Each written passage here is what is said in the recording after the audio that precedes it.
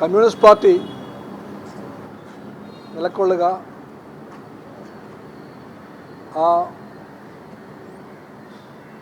പെൺകുട്ടി അതിജീവിത അവളുടെ കൂടെ ആയിരിക്കും. ഇന്നും നാളെയും അതായിരിക്കും പാർട്ടി സ്റ്റാൻഡ്. അതിജീവിതയുടെ പോരാട്ടങ്ങളെ കമ്മ്യൂണിസ്റ്റ് പാർട്ടി അഭിമാനപൂർവ്വം കാണുന്നു. ഇന്ത്യയിലെ സ്ത്രീകളുടെ മാനാഭിമാനങ്ങളെ സംരക്ഷിക്കാൻ നിർഭയമായി പോരാടിയ ആ പെൺകുട്ടിയെ ചൊല്ലി കമ്മ്യൂണിസ്റ്റുകാർ അഭിമാനം കൊള്ളുകയാണ്. ഞങ്ങളുടെ സ്ഥാനം അവളുടെ കൂടെ ആയിരിക്കും. ഈ വിധി പ്രസ്താവന സ്ത്രീകളുടെ മാനത്തെയും അഭിമാനത്തെയും എല്ലാം സംബന്ധിച്ചുള്ള എല്ലാ സങ്കല്പങ്ങളെയും നിരാശപ്പെടുത്തുകയാണ്. അതുകൊണ്ട് ഈ വിധി നിരാശ ഉണ്ടാക്കുന്നു. സ്ത്രീത്വത്തിൻ്റെ അന്തസ്സ്, അതിൻ്റെ മഹത്വം ഉയർത്തിപ്പിടിക്കുന്ന നിയമവ്യവസ്ഥയുടെ ഉന്നതമായ മൂല്യങ്ങളെ ഈ വിധി എത്രമാത്രം പരിഗണിച്ച് ഒരു ചോദ്യമാക്കി നിൽക്കുകയാണ്.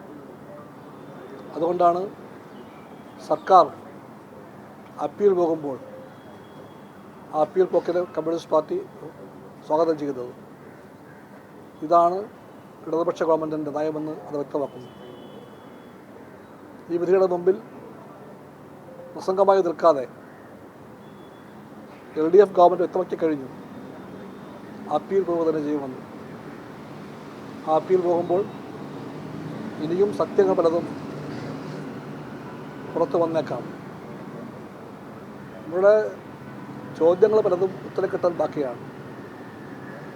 ഈ കോടതി തന്നെ പറയുന്നു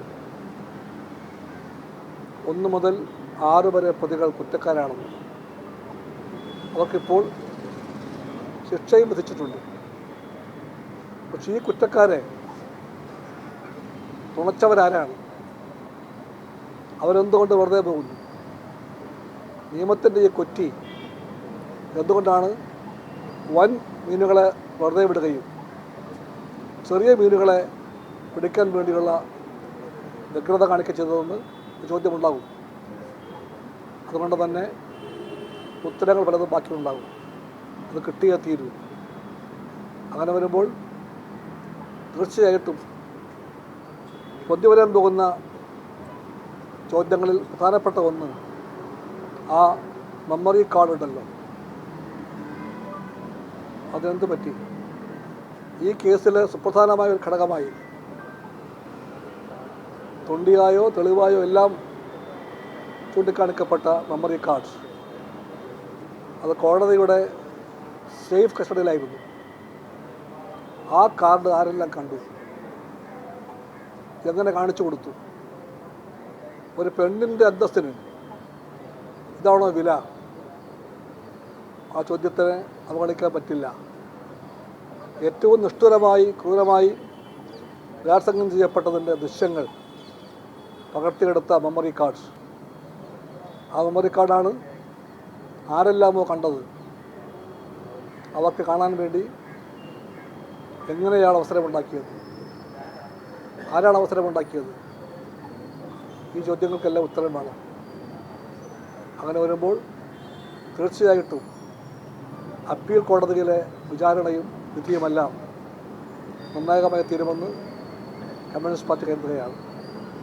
ഒന്നുറപ്പാണ്, നീതിക്ക് വേണ്ടിയുള്ള ഈ സമരത്തിൽ ആ പെൺകുട്ടിക്കൊപ്പം ഈ കേരളത്തിൻ്റെ നീതിബോധമുള്ള എല്ലാ മനുഷ്യരും എന്നും ഉറപ്പാട് നിൽക്കും.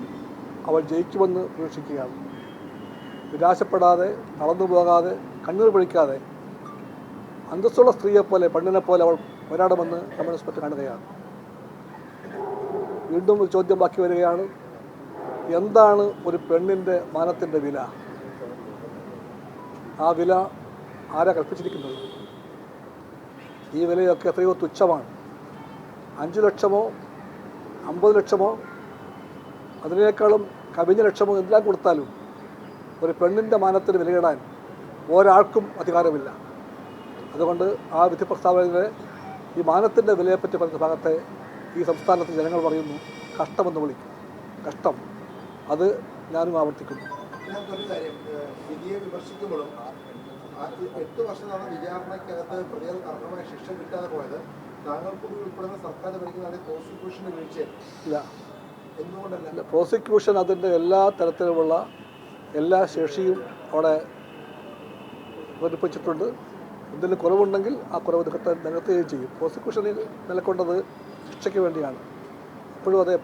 പ്രതി വളരെ കരുത്തനായ ഒരു അഭിഭാഷകനെ പ്രതി വാദിക്കാൻ ഇറക്കിയപ്പോൾ സർക്കാരിന് എത്രയോ കേസുകൾ പുറത്തുനിന്ന് നല്ല അഭിഭാഷകരെ കൊണ്ടുവരാമായിരുന്നു. ഇതിനകത്ത് എന്തുകൊണ്ടാണ് അങ്ങനെ പുറത്തുനിന്ന് പ്രഗത്ഭരായ ക്രിമിനൽ അഭിഭാഷകരെ കൊണ്ടുവന്ന് ഈ കേസ് നിങ്ങൾ നടത്തിക്കായിരുന്നത്?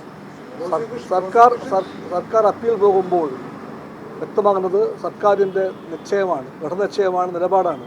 അതുകൊണ്ട് തന്നെ ആ സർക്കാർ ഈ പറയുന്ന എല്ലാ പഴുതുമടച്ചുകൊണ്ടായിരിക്കും അപ്പീൽ കോടതിയിൽ ഈ കേസിന് വേണ്ടി പോരാടുന്നത്.